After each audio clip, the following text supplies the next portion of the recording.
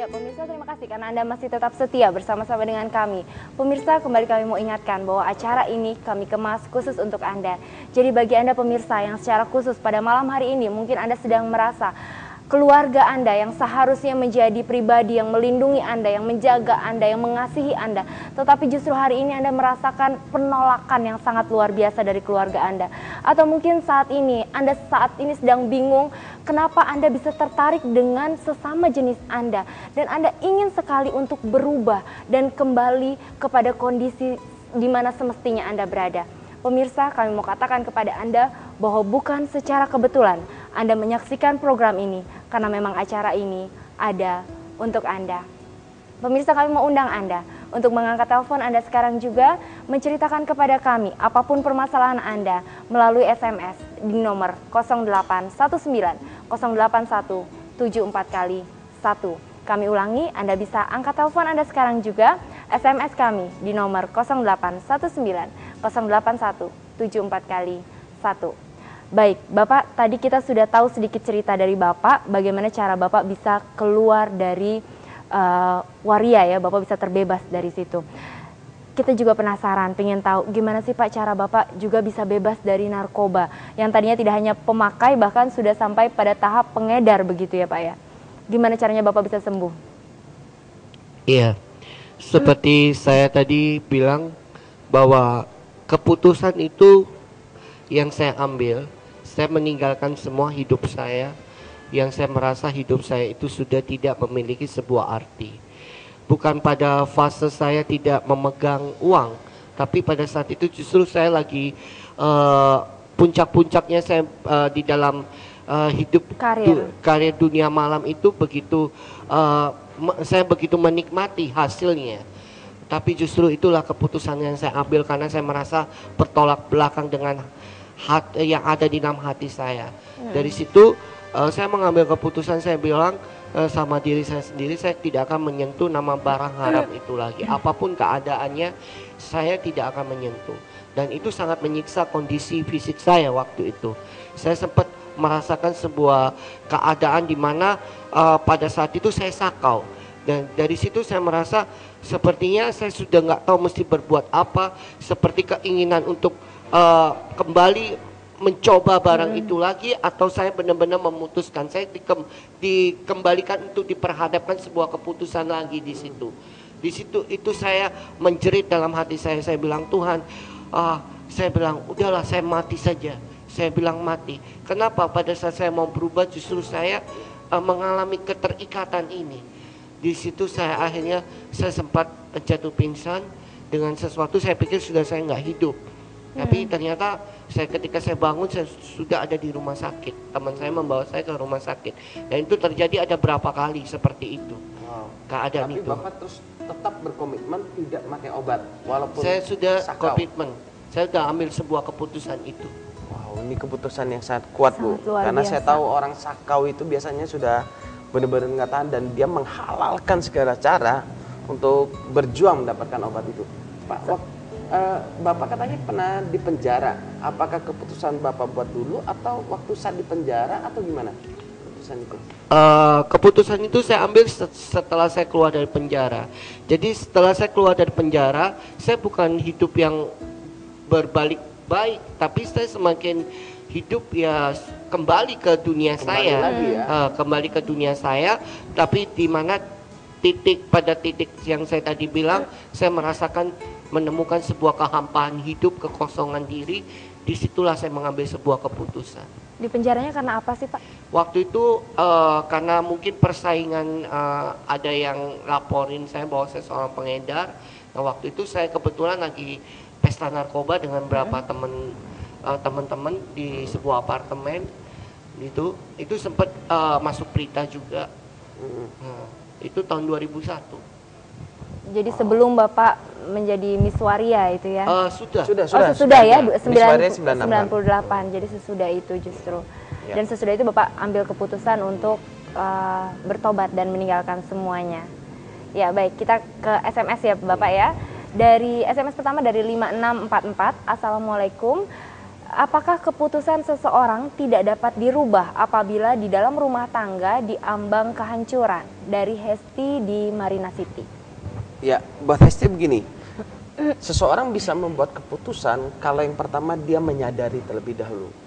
Waktu seseorang itu sadar, misalkan dia diambang kehancuran, maka dia bisa membuat keputusan. Memang waktu dari kisahnya Pak Lukas kita bisa melihat bagaimana dia sudah dalam satu kehampaan, dalam keputusasaan, dan akhirnya dia merasakan bahwa dirinya berharga dan dia membuat satu keputusan yang tepat. Nah, kadang orang membuat keputusan kadang-kadang butuh kena batunya dulu. Ini dia yang tidak enak dulu. Pak Lukas juga gitu kali ya, pas kena batunya kali ya, sudah ngerasa kehampaan, kekosongan dan tidak enak, akhirnya dia membuat keputusan yang tepat. Kalau pertanyaannya apakah keputusan seorang dapat dirubah, tergantung orang tersebut. Hanya diri kita yang bisa merubah keputusan kita. Kita nggak bisa merubah orang lain, tapi kita bisa merubah keputusan kita sendiri. Ya. Baik, SMS berikutnya dari 7826. Selamat malam New Life. Saya terharu mendengar kisah Bapak yang kehilangan identitas diri yang sebenarnya. Pasti Bapak pernah merasakan kehilangan harapan. Bagaimana cara Bapak mengembalikan, menumbuhkan, dan mengembangkan benih harapan yang hilang menjadi kepribadian yang anggun? Ya, Bagaimana silakan. caranya, Pak? Ya, harapan itu sempat hilang dalam hidup saya seperti saya tadi katakan, bahwa bagaimana saya diambang sebuah keputusasaan, saya merasakan sebuah kehampaan hidup. Nah, ketika saya mengambil sebuah keputusan itu, saya kembali dan saya coba apa yang menjadi kehendak Tuhan dalam hidup saya, apa yang menjadi bagian rancangan Tuhan dalam hidup saya. Saya ingin tahu di mana sampai mana Tuhan itu benar-benar memberikan sesuatu yang terbaik dalam hidup saya. Dan ketika saya masuk dan mengambil sebuah keputusan itu dan saya melihat di mana sesuatu perjalanan hidup saya, di situ saya merasa saya berarti bagi sesuatu, bagi orang lain, bagi komunitas saya yang baru. Saya merasakan ada hidup yang bukan yang seperti kemarin. Kemarin saya boleh menikmati semua masalah-masalah hidup yang mungkin secara happy, secara itu, tapi saya nggak merasakan hati saya happy. Tapi ketika saya hidup mengambil sebuah keputusan itu, harapan itu muncul. Saya menjadi orang yang bersemangat dalam hidup saya. Saya menjadi orang yang mempunyai impian dalam hidup saya.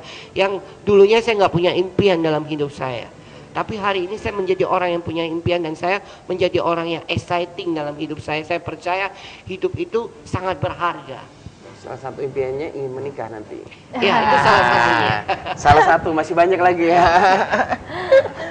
Iya, baik, kita beralih ke SMS berikutnya dari 7044. Pak, Ibu, bagaimana menyikapi pasangan yang tidak punya perasaan?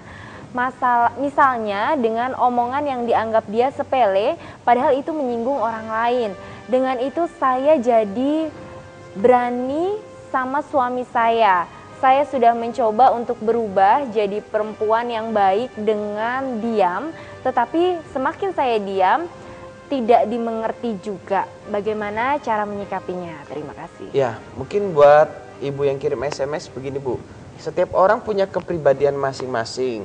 Ada orang yang tipe kepribadiannya yang saya sebut dengan dominan, dia mungkin kalau marah meledak-ledak gitu ya. Dan bagi orang yang tipe kepribadiannya berbeda, ketemu orang yang meledak, kaget, kok kesannya kasar banget, ngomongnya kok to the point dan berbagai macam Bu.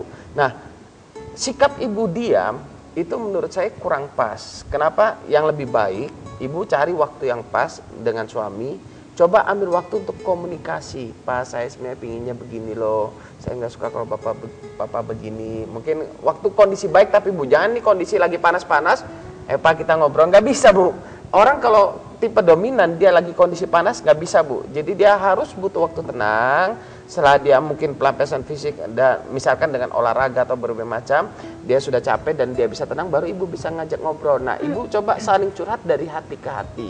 Dan kalau ibu memang butuh bantuan dan suami memang bersedia juga, kita ada tools, alat bantu untuk mengenali ibu ini cocoknya bersikap bagaimana, bapak ini bersikapnya bagaimana dalam suami istri. Karena kepribadian yang berbeda itu kalau tidak disikapi dengan baik, ini bisa konflik terus berkepanjangan dan bisa tambah parah. Ya. Ya. Bapak kita ada alat tesnya. Ada alat tesnya. Alat tesnya caranya gimana? Tesnya tertulis kah atau lisan atau bagaimana? Tertulis nanti ketemu dan saya kasihkan, ibu tes, suami tes, tertulis, baru saya bacakan hasilnya, saya konseling semua, dan kalau suami istri ini terbuka, saya sangat percaya tes ini sudah sangat membantu banyak orang. Yang saya lakukan banyak sekali membantu. Ya, tes itu bisa dilakukan di New Life. Bisa. Janjian dulu tapi. Janjian dulu ya. Iya. Ada biaya yang harus dibayar, Nggak Pak? ada, free, semuanya Rp0 karena New Life ada untuk membantu setiap kita untuk memperoleh hidup yang baru. Ya. Ya, baik. Kembali ke Pak Lukas nih, Bapak karena Bapak dulu punya pengalaman yang luar biasa di bidang waria begitu ya Pak ya. Boleh tahu nggak Pak di bidang kewariaan gitu ya? Apa itu bahasanya? Boleh tahu nggak sih Pak, apa sih Pak bedanya waria, gay dan lesbian? Iya. Kalau berbicara waria, gay, lesbian. Kalau waria, fisiknya dia pria, tapi pribadinya, psikologinya dia merasa dirinya perempuan, dan dia memakai pakaian perempuan, disebut waria. Dan kalau gay, gay ada dua kategori, gay maskulin dan feminin.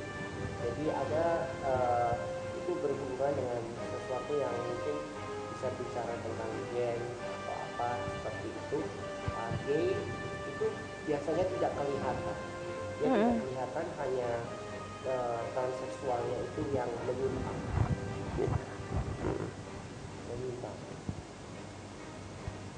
Iya, jadi menyimpang.